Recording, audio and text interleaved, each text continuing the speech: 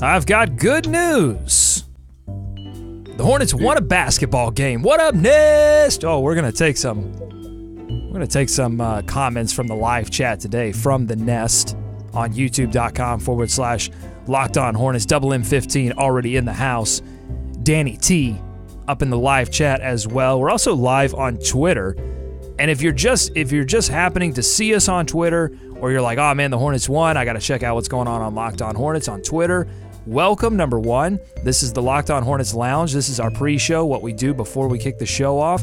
Number two, make sure you're subscribed to the show on iTunes, Stitcher, Overcast, whatever you use to get your podcast. Just search Locked On Hornets so that if you got to go, you can listen to us later.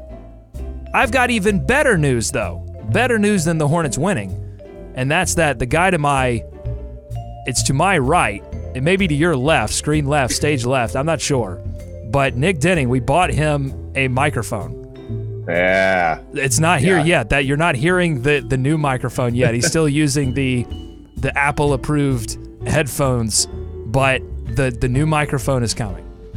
Yeah. I'm very, very excited. Because, I was not completely expecting it when you said yesterday, like, we're going to get you a mic. I was like, all right, yeah. You thought I was joking. You thought I was kidding. No, the fine people on Patreon, our Patreon subscribers, have made this possible.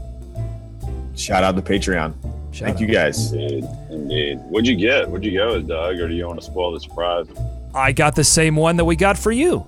I can't have my mic buddies. Yeah, I can't have you guys fighting over who had the better mic. Well, it's like this is like Christmas with the kid. You have kids, you understand. You can't get one kid a spectacular gift and one kid a lame gift. I was gonna say, very fatherly of you. That's good, Doug. I'm practicing. I often view you two as my children. Well, that's nice. That's weird. Well, yes, and they say you can't have a favorite, but David, you're definitely my favorite. Clearly. It's because Nick gets on here. It's because Nick gets on here and gets sassy. I don't think that the new microphone's going to help. He gets on here. He's a little too confident these days for my liking. It all works out because Nick's my favorite. So, there we go. Oh, that's nice. Well, I think I just switched favorites. All right, let's start the show. This is an exciting show. The Hornets are back in the win column. Let's do it.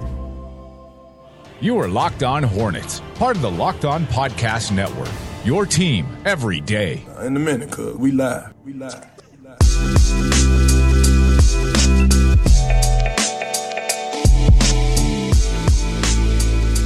This is Locked On Hornets, your daily podcast on the Charlotte Hornets and the NBA. We are part of the Locked On Podcast Network, your team every day. Search your podcast app for Locked On to get podcasts on the NBA, the NFL, and fantasy sports. And I think coming soon, Major League Baseball getting added to the Locked On roster, so look out for that.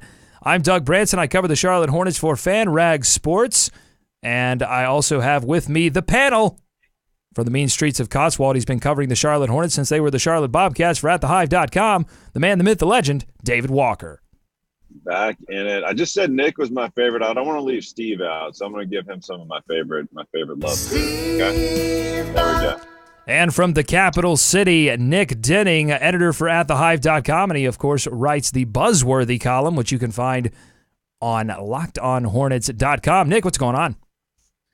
I know I said I was going to start making this like a Monday, Wednesday, Friday thing, but I don't know the next time the Hornets are going to win. So I had to make an exception. Yeah, I like how people like to join this show. All of a sudden, when the Hornets get back in the win column, a lot easier to talk about. So we're doing this new thing where we're broadcasting on Twitter, and I'm trying to figure out if I can see people chatting on this. Oh, I can. Okay, so if you want to comment, on Twitter, I'm following along on there as well. And if you're on YouTube, youtube.com/YouTube. Let me try this again. youtube.com/Locked On Hornets. You can chat with us there as well. And we've got Double M15, Daniel, Alex, Kurt, Captain Kurt, producer Kurt in the chat as well. Quotes there, Lamont's there. Hi to Amber, Deldrick. Got the whole crew in for this one. Everybody likes to talk about a victory, so let's do it. The Hornets get the win over the New York Knicks. They broke their 3-game losing streak while ending the 4-game winning streak of the New York Knicks, 109-91. The Hornets were led by 24 points from Frank Kaminsky and double-doubles from Dwight Howard and Michael Kidd-Gilchrist.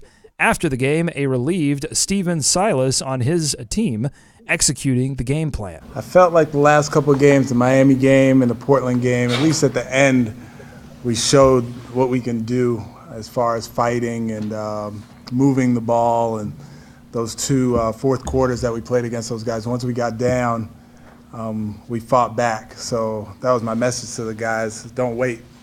Don't wait for us to be all the way down right from the start, and we did it tonight. The few things that I was concerned about coming into the game were their bench, and I thought Nick Batum did a great job on McDermott. And then our bench, obviously, our bench production, you look at the plus minus, those guys are great. And then the second chance points for them, and they had zero second chance points. So those 2 things that I really wanted to get across to the guys today, they did, and I'm proud of them. They really, really did a good job, and it's good to get a win. All right, you can see it on his face there, David, a sense of relief from Coach Silas, and I think it's shared by hardcore Hornets fans and everyone in that locker room alike. Are you relieved, David, that the Hornets finally getting back into the win column? Yeah, sure. It was a good win. It was a win, and win is a win is a win. You saw it from the players, and you mentioned Coach Silas. So, the Knicks have struggled on the road as much as the Hornets have. So, yeah, but I don't think you want to take this with a grain of salt. They just needed to get a win. Now they need to kind of move forward. There was definitely a pep in their step, a different level of intensity and focus that I saw on both sides of the ball last night that helped them get this win. And obviously Frank was huge. So, man, they needed a win really bad, and good thing the Knicks were in town with no Porzingis. Now, Nick, you mentioned 3 things there in that clip that I played that they talked about pregame that they did very well in this one. They got off to a really good start. They were up 18 at the half. They limited New York's bench scoring, and they kept second chance points off the board despite giving up 10 offensive rebounds. By the number, they managed to do all 3 of those things last night. Which one was most central to the victory in your mind? I like the good start, mainly because, you look at the box score, and Frank Kaminsky ended up being the leading scorer, but he wasn't the one that got things kicked off. Nick Batum was really good early on. Dwight Howard, I think, 8 of his 11 points came in the first quarter. Other guys kind of stepped up, throughout the game, and then, the Hornets had a nice little lead when Frank entered the game. He entered in the first quarter, but then he sort of built on that in the second quarter, and a large part of that lead they built by halftime was because of what he came in and did. But so no, it's just there were multiple guys stepped up, even if it didn't look like there were a lot of strong performances from the box score. You could tell there was multiple guys were trying to make sure this stayed at a nice lead and that no comeback was made by New York.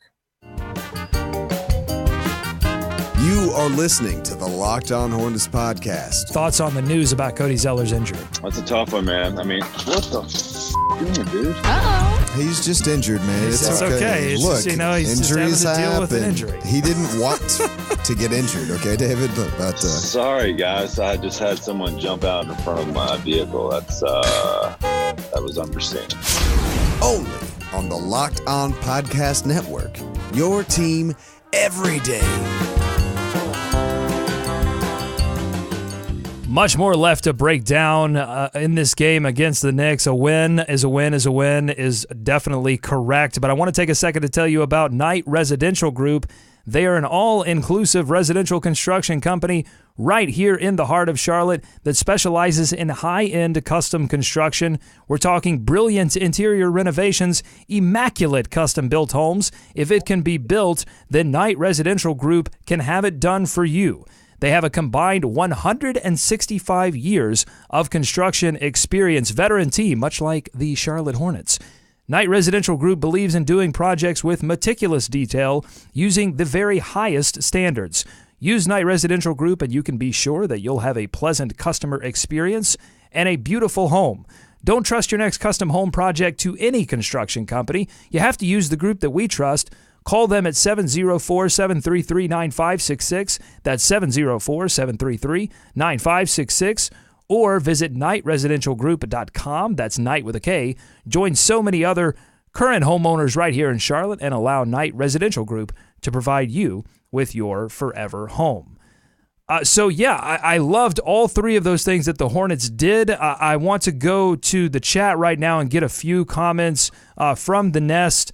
A quote saying, Michael Carter-Williams said, "Forget the layup. I think I'll just dunk."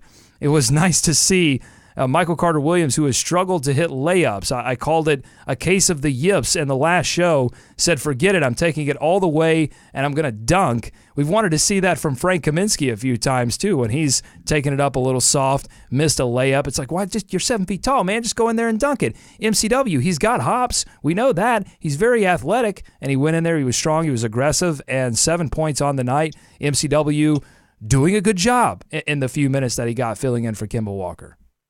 Yeah, he wasn't bad. He did miss a layup, so he didn't completely get rid of it. But he just limited mistakes. That's a big thing. He missed, obviously the missed layups have been a huge issue, but he's also just committed a lot of just bad plays. Well, even if it's not even like a direct turnover, just you could questionable shot selection. Just doing things that just don't fit what the rest of the offense should be doing. So. Happy to see a mistake-free, nice 7 points from him.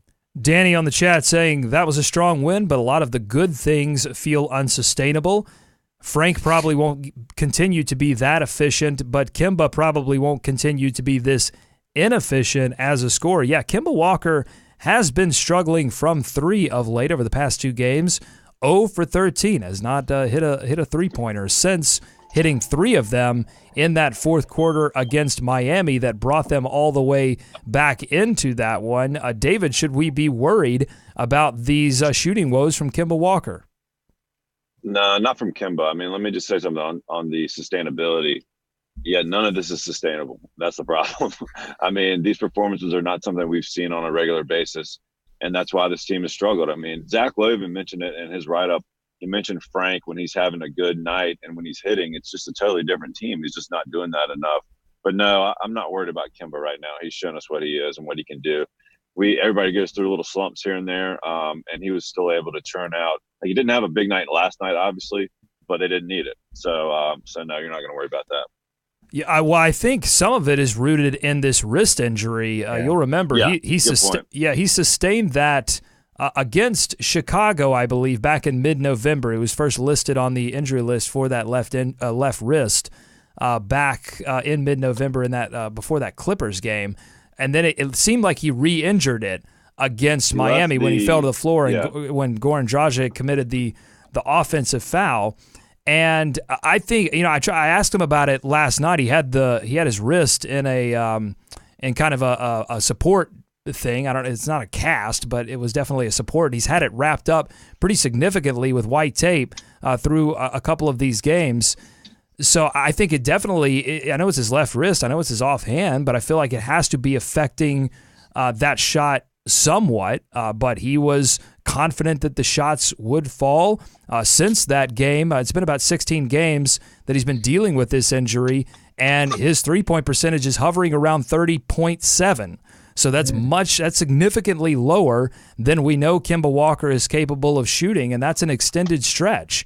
So I think it's a lingering injury, it's a nagging injury, and it's one that I think the Hornets are hoping will figure itself out at some point, because they need Kemba Walker to shoot well from beyond the arc if they're going to be successful. I think that's a starting point. Like, you have to have Kemba Walker shooting well from outside. Yeah, but as we've seen, they need the other guys to shoot well too. I mean, and that's what happened last night, and that's what happened in their previous wins when they've been able to hit some threes. I mean, of course they need Kemba to get going. I feel like he's going to manufacture other ways to affect the game though too. Like, you're going to have to almost, he's going to have to be seriously hurt not to get out there and play. And at the same time, I don't recall him ever playing when it's been a detriment to the team. So he's going to go. He's going to give it his all. And they just got to try and get that thing right. But, yeah, I mean, he's had some struggles. I'm not worried. there's too much else to worry about. I'm not going to worry about Kemba. Right. And what did Lowe also say in that article? When Kemba's off the floor, this is a G League team. So I'd as much as we want to see Walker, start shooting a little bit better.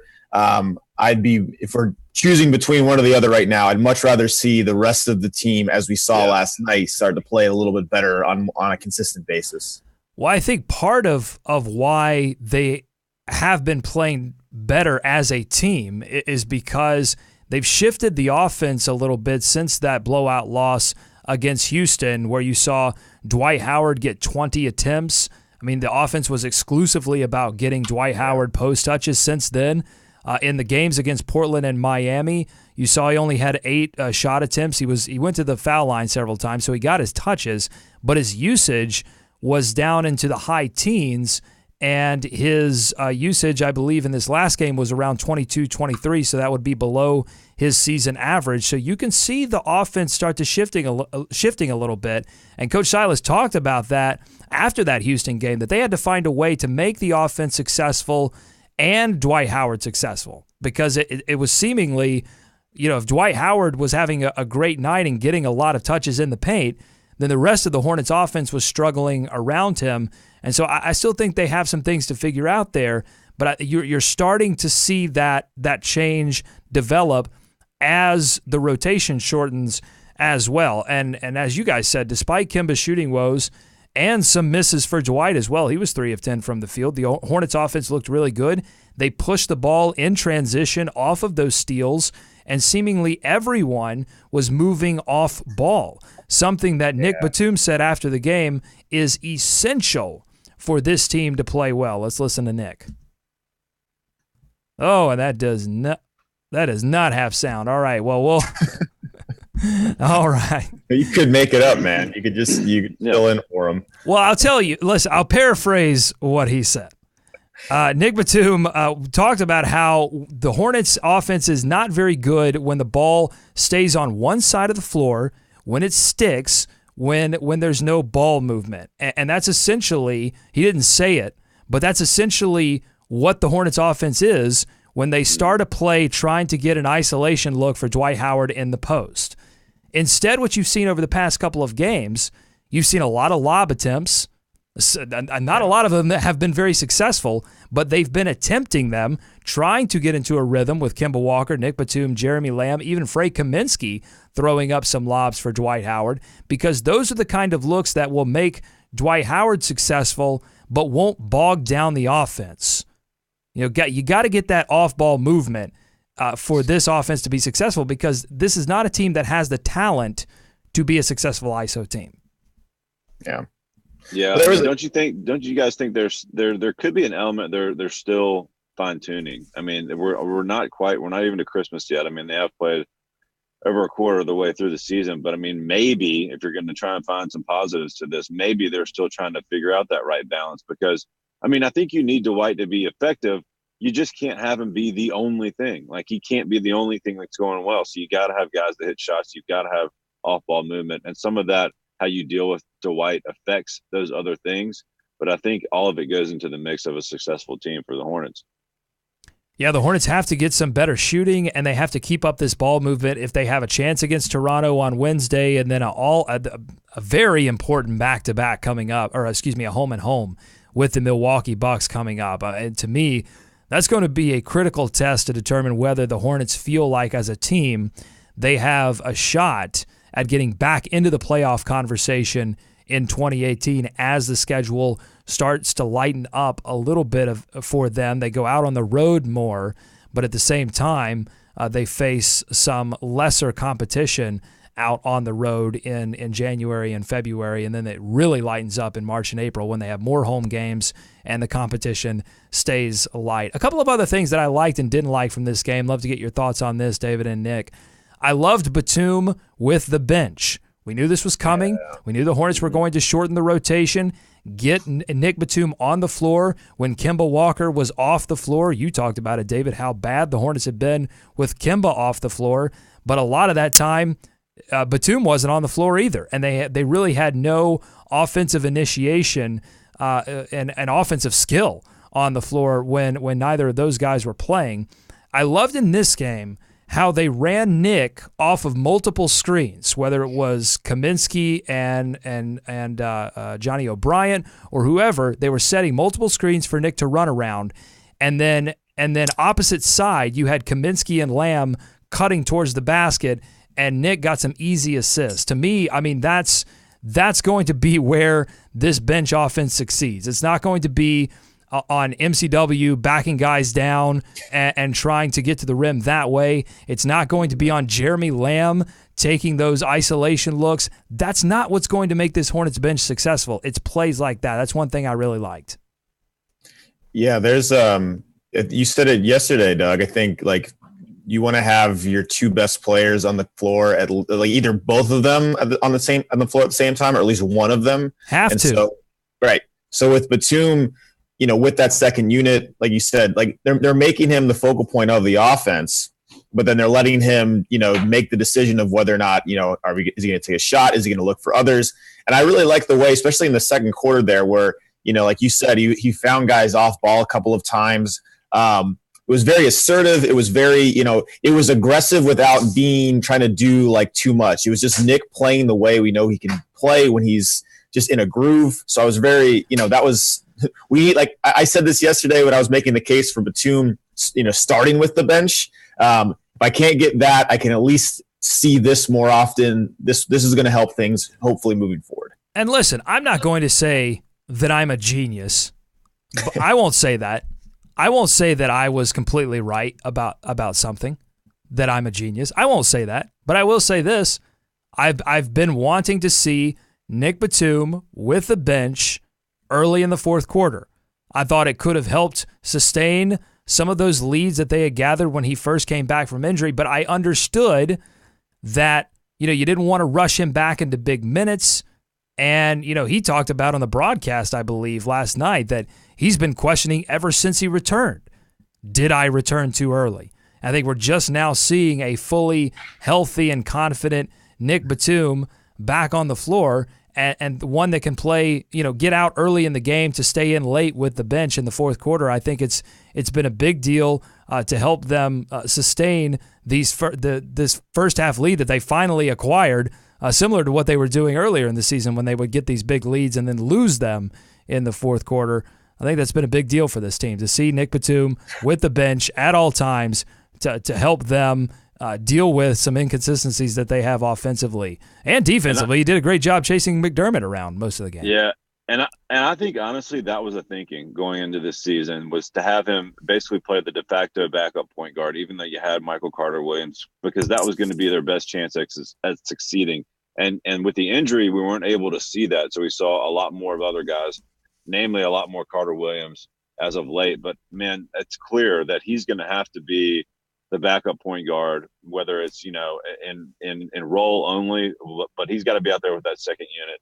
I think you're right. I do like both of them starting the game, subbing him out early, and then having him come back in with that second unit seems to work well. So he does look a lot more confident just in his health to me. I mean, whether it was just inspired play or whether he just looked more confident out there, it looks like hopefully he's getting back to closer to 100%.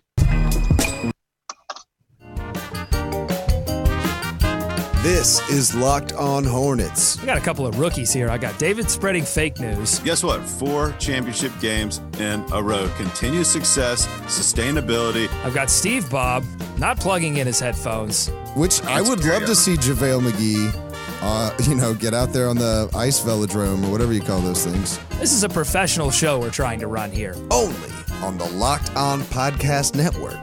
Your team every day.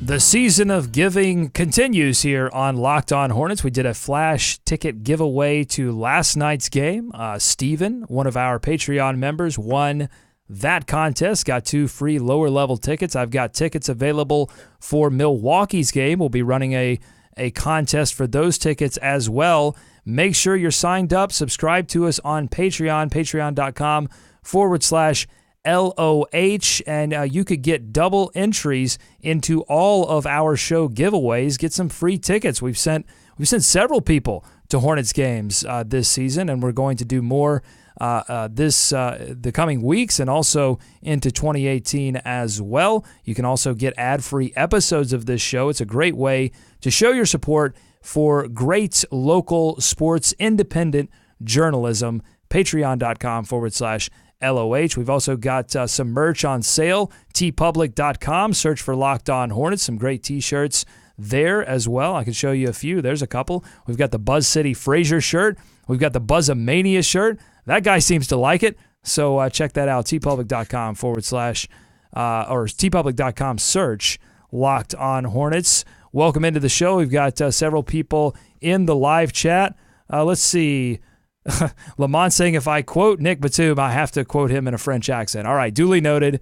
Duly noted, Lamont. I will make sure. That's very fair. Very fair. Let's see.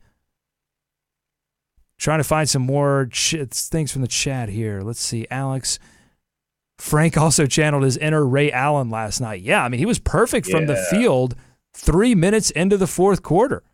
Just feeling very confident, and that's the story on Frank Kaminsky. It was funny. I was looking at Jeff Hornacek's comments after the game, head coach for the New York Knicks, who said, we know that Frank Kaminsky, if he hits a few shots, is really tough to beat. It's confirmed, guys. It's on the scouting report. Teams know that when if you can frustrate Frank Kaminsky early and he doesn't knock down his first couple of shots, you know you're pretty much guaranteed two things. He's going to be ineffective offensively the rest of the night, and he's going to let that affect other parts of his game, including on the defensive end, so you can attack him there as well. And that really hurts the second unit. How do we know this for sure? How is this an almost guarantee? Well, Frank Kaminsky admits it. Like, he talks about it after games. He admits that when he misses his first couple of shots, he lets it affect the rest of his game, and then he has to stop doing it. I mean, David, it's hard to disagree with that. It's plain as day, and I hope maybe he's trying to get some of those easy buckets to start the game. Like, he got a one to go inside last night. He got an easy two that rolled around and went in, and that can get players going. So hopefully we see a concerted effort from Frank, and he can get a couple easy ones going just until he is over that hump. Because, I mean, I think eventually, right, he's going to have to be able to manufacture some confidence or get past this mental block or whatever it is to be able to be effective, because especially if this team wants to do anything and turn this season around, he does make a lot of the difference. One more quick basketball nerd thing that I didn't like from this game, and I've seen it over the past couple of games. It seems like something they're trying a little bit. I didn't remember it as much earlier in the season, but I don't know if you guys have noticed this as well. But the Marvin Dwight high-low play that they're trying to get going, kind of Marvin throwing it over the top to Dwight, it's not working. Two turnovers for Marvin in that last game, and both of them were on that high-low play. It's like every time I see it start to develop, I'm like, oh no, this is not good. It has not. It's just Marvin does a lot of great things, but he's just never been someone that's been a terribly accurate passer. So it's just one little basketball nerd nitpicking thing that hasn't worked out for the Hornets. But other than that, I mean, they were really effective offensively despite tough shooting nights from their guards. I noticed when Dwight sometimes posts up a little too like maybe in the short corner, and like Marvin wants to slide to the corner three, like the spacing is just terrible. And it's like, I mean, I don't know. I mean, it's mainly a Dwight thing, right? He should be posting up that far from the basket. But no, yeah, I think Marvin, I'd much rather, there was one play very early on. I tweeted that it was a post up. It wasn't. It was off a pick and roll, but where Dwight got the pick and roll, went to the hoop instead of going for the layup, kicked it right out to an open Marvin three. I'd much rather see plays like that than Marvin trying to instigate the inbounds pass and then, seeing nothing work, obviously. And that blew me away. I couldn't believe he did that. I was almost shocked that he passed that thing out. And I was going to say, we need to see some more Marvin in the short corners, right? I mean, this team has never been taking advantage of that shot over the last couple of years. So it'd be nice to see Marvin slide down there a little more. I mean, that play was shocking.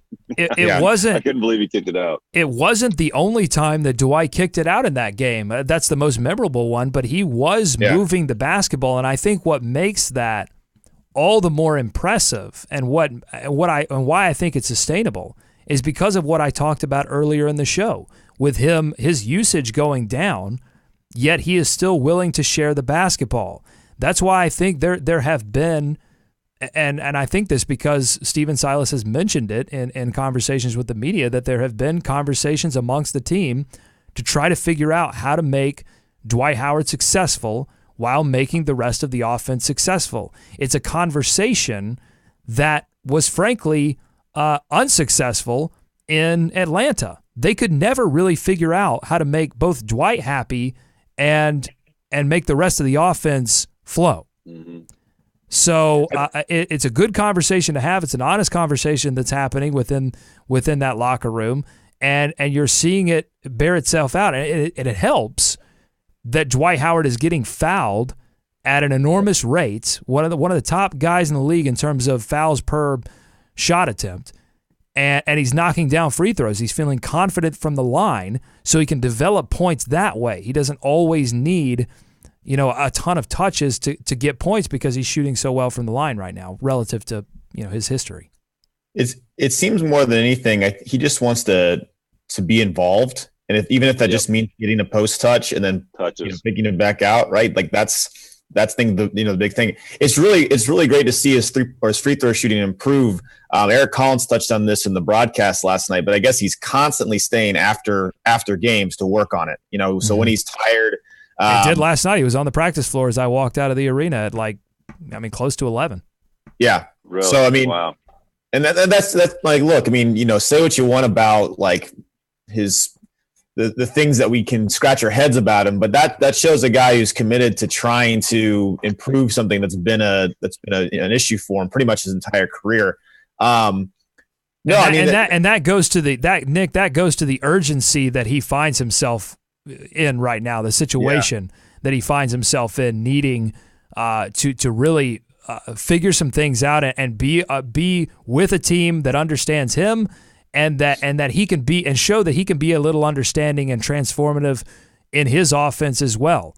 And I think you're starting to see that develop. And like I said, the fact that his usage percentage is dropping, that something is changing within the offense right now, and yet he's still being effective offensively and moving the basketball, I think is an encouraging sign. If they can get some of this shooting to drop, if Lamb and Kemba can find that magic, if Kemba can get healthy and Lamb can find his three-point shot again, this can be a dangerous team offensively despite the inconsistencies of Frank Kaminsky, which I don't think will change this season, despite Michael Carter-Williams, just a mystery on offense, and I don't think that's going to change this season. I think they can still be a really good offensive team.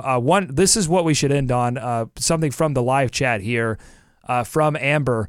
Who won the Dwight Howard, Kyle O'Quinn mini beef? So Kyle O'Quinn viciously blocking a Dwight Howard shot, and as my good friend Dustin Pfeiffer, who's been on the show many times before, said, Kyle O'Quinn's not exactly a leaper. Like that.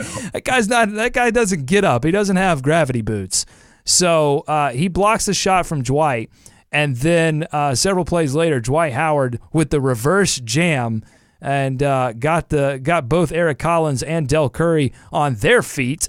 And Dwight, I don't know if you guys watched the broadcast. I'm sure I couldn't see from my vantage point, but it looked like he had some choice words for Kyle O'Quinn on that one. I think he said, your move was good. There's another one for you that I just did. That was it. And he ran back down. It was the broadcast picked it up as block that, and then strategically left out the following phrase that came afterwards. So no, you see that's another thing that goes to it. Like Dwight's in the twilight of his career. Like he doesn't want to feel like he's going to lose to these younger players now. Yeah, and so he got blocked, and he said no. I'm not accepting this. I'm going to blow by him and reverse slam it on him. So that's nice. No, sir. No, sir. That block is unacceptable, sir. And I will return. I will return the favor in kind. To Quinn's credit, he timed it perfectly. Like it was a perfect play. Dwight I was a little low, and then Dwight came back and served up a dunk. But I think to Nick's point earlier, like it seems like if they make a concentrated effort to get him the ball earlier, get him touches, that goes well. And then the Hornets can hit a couple shots, and then that goes well. It's like Dwight's like, I'm good now. We're good. Let's roll. So, like, I think that is going to continue to be, a lot of the focus to try and get Dwight happy early and then get the rest of the team flowing off of that. I mean, that seems to be working out.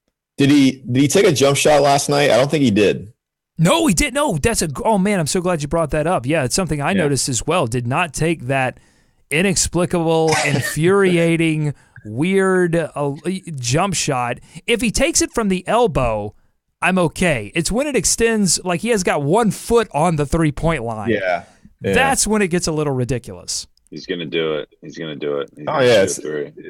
But he didn't. Oh, yeah. But he did invite Kyle O'Quinn to Dwight House. I go to the White House. Slam dunk. That was good. That was cathartic. I mean, I think Hornets fans were understandably going into this game frustrated. They were feeling like, despite it only being a 2-game losing streak, it just felt how they lost those games, a 3-game losing streak. Despite how they just lost those games, it was so devastating.